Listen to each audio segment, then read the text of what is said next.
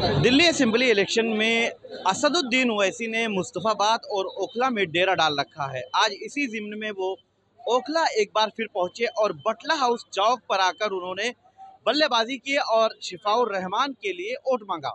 इस दौरान असदुद्दीन ओवैसी ने खास तौर पर पीएम मोदी और अरविंद केजरीवाल को निशाना बनाया और खास तौर पर अरविंद केजरीवाल के लिए छोटा रिचार्ज जैसे अल्फाज का एक बार फिर इस्तेमाल किया। कुछ लोग इसराइली से निकल कर जा रहे हैं, उन्हीं से बात करने की कोशिश करेंगे। असदुद्दीन ओवैसी की रैली में आप आए थे, उनका यहाँ पे प्रोग्राम था, क्या मैसेज लेके जा रहे हैं? देखिए, जो ओवैसी साहब का जो मैसेज है वो मैसेज क्लियर है कि हम जिस ज़मीन पे हैं ओखला, और मैं जामिया मिल्लिया इस्लामिया से आता हूँ, तो जामिया जो कि सीएए और एनआरसी के लिए जाना जाता है, जिस शख्स ने, जो हमारे बड़े भाई हैं, एलुमनाई हैं हमारे, जिन्होंने सीएए और एनआरसी के लिए आवाज़ उठाई है, आज हमको उस आवाज़ को जिताना है। क्योंकि जो पार्टी फुल मेजोरिटी के साथ यहाँ पर दिल्ली में पिछले 10 सालों से रूलिंग पार्टी है, उसने हमारे लिए कोई आवाज़ नहीं उठाई है और हम मुसलमानों को सिर्फ़ और सिर्फ वोट बैंक की हैसियत से रखा है। असदुद्दीन ओवैसी साहब की जो स्पीच है वो मजहबी एंगल की स्पीच नहीं है, वो लोकतंत्र के बचाने के लिए स्पीच है। आप कह रहे हैं कि आपके इश्यूज पे नहीं बोले, हाँ। लेकिन जो यहाँ के कैंडिडेट हैं, एमएलए हैं, अमानतुल्लाह खान, वो तो अपने आप को कौम का सबसे बड़ा मसीहा बताते हैं और उन पर 43 मुकदमे हैं। अभी थोड़ी देर पहले उनके एक प्रोग्राम में मैं था, वो बार बार इस बात को दोहराते हैं कि मेरे ऊपर 43 मुकदमे जो हैं वो सिर्फ कौम के नाम पर, कौम के लिए काम करने की वजह से लगाए गए हैं। इस पर क्या कहेंगे? देखिए, मैं आपको एकदम सीधे बताऊंगा कि जब 2019 में दिसंबर के महीने में सीएए एनआरसी का ये जुलूस और जो प्रोटेस्ट चालू होता है, तो उसमें बिला शक्को शुबा यहाँ के एमएलए अमानतुल्लाह खान जी थे। लेकिन जब जामिया के स्टूडेंट्स को अरेस्ट किया गया, आज शर्जील इमाम है या उमर खालिद है या शफाउर रहमान है, जो पिछले 5 सालों से जेल में बंद है सिर्फ इसलिए कि उन्होंने प्रोटेस्ट किया, और ये एक लोकतंत्र देश का एक मौलिक अधिकार है, तो उसके खिलाफ क्या अमानतुल्लाह खान साहब ने ऑन द रिकॉर्ड पार्लियामेंट में कोई आवाज़ उठाई? पार्लियामेंट में, वो असेंबली में दिल्ली लेजिस्लेटिव असेंबली में उनकी कोई आवाज़ नहीं है। जामिया मिल्लिया इस्लामिया, मैं जामिया मिल्लिया इस्लामिया से आता हूँ, उसका बजट कम हो गया, हमारी सीट्स नहीं बढ़ाई जा रही है, हमारे लिए मेडिकल कॉलेजेस का इशू है, हम स्टूडेंट के लिए हॉस्टल का इशू है। क्या दिल्ली लेजिस्लेटिव असेंबली ने अमानतुल्लाह खान ने जामिया मिल्लिया इस्लामिया के लिए कोई आवाज़ उठाई? मैं किसी के तरफ से नहीं हूँ। आप लोकतंत्र को देखें, अल्लाह तबारक व तआला ने सारे इंसानों को जो अक्ल दी है, जहन दी है, वो अगर मैं पढ़ने वाला हूँ, मेरे पास भी है, आपके पास भी है, आप अक्ल से काम ले। और ये 2100 है, 2500 है, आप बताएं, पिछले देश में तकरीबन 17 से 18 लोकतंत्र के चुनाव हो चुके हैं, हर बार एक चूरन दिया जाता है। हम अपने आप को कहने को बहुत बड़ा लोकतंत्र देश है और हम डेमोक्रेसी के मैनिफेस्टेशन हैं, लेकिन हकीकत में ऐसा नहीं है। क्यों? क्योंकि हमारी आवाम को ये जो पॉलिटिकल पावर है, ये असल राइट से और असल पावर से अलग करके रखना चाहती है, और वो सिर्फ 5 साल में एक बार आके हमारे बीच में आती है। मैं आपके पास आ रहा हूँ, ये कह रहे चूरन दिया जाता है, चूरन कौन देता है, क्या मानते हैं? चूरन सही पार्टी दे रही है। आज दौर वो आ चुका है कि अब हमें अपनी लीडर बनानी पड़ेगी। हकीकत यह है कि हम केजरीवाल को भी देख चुके हैं, कांग्रेस को भी देख चुके हैं, सबों ने हमारा इस्तेमाल ऐसे किया जैसे कि तेज पत्ता बिरयानी में डाला जाता है, फेंक दिया था इस्तेमाल करके। तो ये जो आप कह रहे हैं कि केजरीवाल का नाम लिया, उनकी पार्टी के जो नेता हैं, कांग्रेस की बात कर रहे हैं, वो लोग तो कह रहे हैं कि ओवैसी साहब वोट बांटने के लिए आए, बीजेपी को जिताने के लिए आए हैं। ओवैसी साहब दिल्ली में सिर्फ 2 सीट उतारी है, 2 सीटें अगर वो उतारती है और अगर हम उसको विजय बनाते हैं, इसका मतलब यह नहीं कि हम बीजेपी के बी टीम हैं। हम अपनी लीडरशिप तैयार करना चाहते हैं, हमने सबको देख लिया है। अगर सबसे बड़ा मैसेज ये देना चाहते हैं कि अगर 2 सीटें हम जीतते हैं, तो सबसे बड़ी बात ये कि जो जेल में शर्जील इमाम है, उमर खालिद है, शिफा के साथ और भी जो लोग वहाँ पर साथ में बैठे हुए हैं, उन लोगों को इतना बड़ा हौसला मिलेगा कि जिसका कोई जवाब नहीं। आप बताएं कि ये जो बातें कह रहे हैं, किस पैटर्न पे आप लोग वोट डालेंगे और क्या माहौल यहाँ देखिए, सबसे पहली बात ये है सर कि इसमें जो बीजेपी हो गई, केजरीवाल हो गए, जो भी इन लोगों की मीटिंग जो होती है, जो भी ये बोलते हैं कि ये ओवैसी बी पार्टी टीम है, बी टीम है, तो मैं सिर्फ इतनी बातें करना चाहूँगा, ज़्यादा बातें नहीं करूँगा। वो बी टीम नहीं है, उस पर एक बार भरोसा करिए। आप लोग एक बार भरोसा करिए अगर आपके भरोसे पे नहीं उतरते, आपने 10 साल दिया केजरीवाल को, 10 साल दिया बीजेपी को, एक बार इन पे भी भरोसा करके देखिए। आप किस पे भरोसा कर रहे हैं, शिफाउर रहमान पे या ओवैसी साहब पे? सिफाउर रहमान को एक बार आप लोग जिताइए, उसके बाद 2 सीटें, फिर 3, फिर 4। मैं आ रहा हूँ। आप यहाँ ओवैसी साहब की रैली में आए हैं, अब जा रहे हैं, क्या है मन में, क्या चल रहा है? वोटर हैं अपना यहाँ के? देखिए, मैं तो ओवैसी साहब का भाषण सुनने आने के लिए आया हूँ। मुझे वो बहुत पसंद है, क्योंकि देश में वही एक ऐसा शख्स है जो सच्चा और हक की आवाज़ उठाती है। बाकी कोई भी पक्ष का नेता हो, सब अपने, जैसे केजरीवाल हुए, सबके कहने पे, जब तक वो कहेंगे नहीं, जब तक ये लोग आवाज़ उठाएंगे नहीं। और ओवैसी साहब जो होते हैं वो सच बात कहते हैं और हक बात कहते हैं, वो किसी से नहीं डरते सिवाय अल्लाह के। इसलिए हम लोग चाहें, अगर हम लोग हक का साथ देने वाला है तो पतंग को वोट करें, और हक का साथ नहीं देते हैं तो फिर आपकी मर्जी है। आप बात कर रहे थे वोट की, तो मुद्दा क्या होगा जो आप सियासत की बात कर रहे थे? तमाम चीज़ें आपने बताई, बहुत तफसील से आपने बात की, जमहूरियत का, लोकतंत्र का आपने हवाला दिया, बात की उस पर। बहुत अच्छी अच्छी बातें भी आपकी उसमें थी। अब आपका मुद्दा क्या है? मुद्दा क्या होगा? वोट डालने जाएंगे तो किन मुद्दों पर डालेंगे? देखिए, जो मुद्दा है, मुद्दा सबसे पहला मुद्दा भारत का नागरिक, इस लोकतंत्र देश, इस लोकतंत्र समाज का नागरिक होने की हैसियत से पहला मुद्दा है कॉन्स्टिट्यूशन ऑफ इंडिया की हिफाजत। दूसरा मुद्दा है कि हम जिस असेंबली में आते हैं, और ये ओखला हमारी जो जामिया मिल्लिया इस्लामिया यूनिवर्सिटी से जानी जाती है, और यहाँ से आज से 5 साल पहले जो CAA NRC का जो प्रोटेस्ट हुआ, उसको, उसके एहतजाज को एक सही रंग देना। मैं इसमें एक बात और मैं कहना चाहूँगा, जैसे कि अभी आपने टीम बी या जो वोट की बात की। जब लोकतंत्र की बात होती है तो यहाँ पे हमको सिविल राइट, पॉलिटिकल राइट और सोशल राइट और हर तरह के राइट मिलते हैं। तो पॉलिटिकल राइट में हर पार्टी को इलेक्शन लड़ने का हक है, चाहे वो बीजेपी हो, कांग्रेस हो, केजरीवाल हो, ओवैसी साहब हो, CPI हो, या कोई भी इंडिविजुअल। लेकिन आप ये देखेंगे, मैंने पिछले तकरीबन 5-6 सालों से स्टेट और पूरे लोकतंत्र के इलेक्शन को जब मैंने स्टडी किया है, तो मेरे पास रिजल्ट ये आता है कि जितनी भी पार्टी हैं बीजेपी के अपोजिट, वो ये दिखाने की कोशिश करती है कि अगर आपने हमें वोट नहीं दिया तो बीजेपी जीत जाएगी। My question is that from all the parties कि अगर बीजेपी जीत ही जाएगी तो भाई वो भी एक जो है पार्टी है, सेंट्रल में तो है ही ना, 11 साल से तो जीत ही रही है। सेंट्रल में जो है पार्टी है। और क्या वजह है कि ठीक है, जो हिंदुस्तान की सियासत है इसमें उतार चढ़ाव आता है, लेकिन क्या वजह है कि आप पिछले 10 साल से अपनी आधी सीट भी लेके नहीं आ पा रहे हैं? कहीं ना कहीं हर पार्टी के पास अपना एजेंडा है, वो उसके लिए वर्क कर रही है, और किसी भी पार्टी को अपनी ज़मीन मजबूत करते हुए वक्त लगता है। और हमको इसमें बिला शक व शुबा, मैं एक मुस्लिम हूँ लेकिन मैं सीधे बोल रहा हूँ कि भारतीय जनता पार्टी के जो मेहनत है, जो उन्होंने शुरू से की है, उन्होंने भी बहुत हार का सामना देखा है। और हम मुसलमानों को उनसे सीखना चाहिए कि चाहे ओवैसी साहब हो या हमारे कौम की जो बात करेगा हमेशा सिर्फ यहाँ बीच में नहीं, पार्लियामेंट में जो लोकतंत्र की बात करेगा, जो संविधान की बात करेगा, हमें इन 3 उसूलों पर उन्हें वोट देना है, और ख़ास तौर पे एजुकेशन की। नहीं, आप बात कर रहे हैं डर की, जिसका आपने जिक्र किया। तो क्या अब डर खत्म हो गया है? डर की कोई जरूरत है? आप किस तरह के डर की बात कर रहे हैं, जरा इसको नहीं, आपने कहा कि ये जो डराने की कोशिश होती है कि बीजेपी जीत जाएगी, बीजेपी मैं आपको नहीं, इसको जो है डराने की कोशिश मैं आपको बता दूं। पहली बात, भारतीय जनता पार्टी ये एक नेशनल पार्टी है और वर्ल्ड में इसका जो नाम है। अगर आप किसी पार्टी के खिलाफ ऐसा बोल रहे हैं, मतलब ये कि आप एक पार्टी के जरिए से अपना चुनावी प्रचार कर रहे हैं और अपने दुश्मन को अपने आप पर हावी कर रहे हैं। दूसरी बात, जहाँ पे भारतीय संविधान जैसा मजबूत संविधान है, ये रिटन कॉन्स्टिट्यूशन है, ये किसी तरह के डर को कोई भी हिंदुस्तान में गुंजाइश नहीं देता है।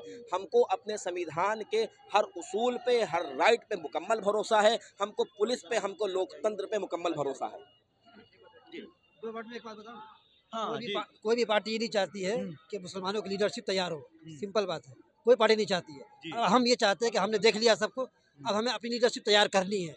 अब हमारी आवाम को ये सोचना होगा कि बहुत हो गया। लेकिन जो लीडरशिप तैयार करने की बात आप कर रहे हैं, जो विपक्ष की पार्टियां हैं, अपोजिशन हैं, जो ओवैसी साहब के खिलाफ हैं, जो उन पर इल्ज़ाम लगाती हैं, वो ये एक बात कहती है कि 2 सीटों पर लड़के आप क्या कर लेंगे? कतरा कतरा दरिया में शबद। हम नेशनल पार्टी तो अभी है नहीं। अगर आज हम 2 जीतेंगे, कल 4 जीतेंगे, अब फिर से आगे चल कर हम 10 जीतेंगे। धीरे धीरे करके फिर हमारी एक जो सोच है कि हमारी लीडरशिप तैयार हो, वो धीरे धीरे तैयार होगी। अगर हम ये सोचें कि नहीं 2 सीटें क्या मतलब है, तो फिर ये हमारी बेवकूफ़ी होगी। क्या ओवैसी साहब को आपने सुना? जी। कैसा लगा? क्या महसूस कर रहे हैं? क्या माहौल देख रहे हैं? बहुत अच्छा लगा जी। माशाल्लाह। क्या अच्छा लगा? मतलब कोई बहुत अच्छी बात जो लगी वो बताएं। जी यही कि जहाँ 2 सीट मिल रही है वहाँ 4 सीट भी मिलेगी इंशाल्लाह। अब क्या सोच रहे हैं रैली से जाने के बाद? क्या सोच रहे हैं? रैली से जाने के बाद क्या सोच रहे हैं? नहीं बोल। अच्छा ठीक, हाँ हाँ, आप बताएं क्या आपने क्या अभी कहा जी। था कि 2 हाँ। सीट जीत के आप क्या करोगे? नहीं, हम तो सवाल पूछ रहे अभी हैं हम कि आपके सवाल का जवाब ही दे रहे हैं। हाँ, चलिए, ये जी जी उसी सवाल का जवाब दीजिए। हैदराबाद का एक ही शेर है हम्म, जो 300 पे भारी है। इंशाल्लाह ओखला से यही शेर भेजेंगे हम्म, जो कि पूरी दिल्ली में 70 सीट है। हम्म। 70 सीट से सबसे ज्यादा ताकतवर और शेर जो है यही दहाड़ेगा सिपाही रहमान। अभी उस हिसाब से हम अभी भेज रहे अभी हैं। अभी अमानतुल्लाह खान की स्पीच आपसे आधे घंटे पहले हुई है। मैं उसी जलसे से आ रहा हूँ ओखला बिहार से। उन्होंने कहा शिफाउर रहमान साहब का नाम तो नहीं लिया, लेकिन कहा कि वो तो जेल चले जाएंगे। ये भी तो क्या कहते हैं 4 साल जेल ही थे। जी। ये भी तो 4 साल जेल थे। हम्म। 2 नहीं, 4 महीने साल कहाँ, वो तो 70-72 दिन जेल थे, बीच बीच में जाते अरे रहे। भागते रहे तो कहाँ, ये ओखला में नहीं थे तो इसका मतलब जेल में ही थे ना। अच्छा जी जी। कहने का मतलब ये है मेरा। तो मतलब इस बार क्या चलेगा? पतंग चलाने वाले हैं? वो तो आपको दिख ही गया कि चल गया, चलाना क्या है। जी जी, आप आए, माहौल क्या देख रहे हैं ओखला में? क्या माहौल मैं है? तो देखिए एक सपोर्टर हूँ MIM का, जी। और माहौल तो आप देख ही चुके हैं। जिस तरह कारवां हमने शुरू किया था हाँ। वो कारवां बहुत बढ़ चुका है, और ओखला विधानसभा के अंदर शिफाउर रहमान दिल्ली विधानसभा के अंदर बैठने जा रहे हैं। 5 तारीख को वोटिंग है और 8 तारीख को यहाँ ओखला की जनता जो है MIM के जो है कैंडिडेट के लिए जश्न मना रही होगी। अमानतुल्लाह साहब अभी कह रहे थे कि कौम देखिए, का मसीहा 10 मैं हूँ। सारे मसीहा को ही दिया है हमने आज तक वोट। पहले अपने मसीहा को चुनने की कोशिश कर रहे हैं। हमने तो कभी अपने मसीहा कांग्रेस को माना, कभी जो है अखिलेश को माना, कभी मायावती को माना, कभी किसी और को माना, 10 साल से केजरीवाल को माना। तो अब इन सबको नहीं मानेंगे? नहीं, जिन्हें हमने माना उन्होंने ही हमारी पीठ में छुरे घोंपने के काम किए। मुस्लिम मुखालिफ पॉलिसी लाते हैं, मुसलमानों के खिलाफ बयानबाजी करते हैं, मुसलमानों के खिलाफ जो है इनकी आवाज़ें निकलने लगती हैं। जब मुसलमानों की जो है परेशानियां लेके मुसलमान इनके पास पहुंचते हैं तो अपने दरवाजे मुसलमानों के लिए बंद कर लेते हैं। इसकी मिसाल जो है दिल्ली का जो है मरकज़ के ऊपर ताला लगवाना, मरकज़ के लोगों के ऊपर FIR कराना। दिल्ली अमानतुल्लाह साहब कह रहे हैं कि मरकज का ताला मैंने खुलवाया है।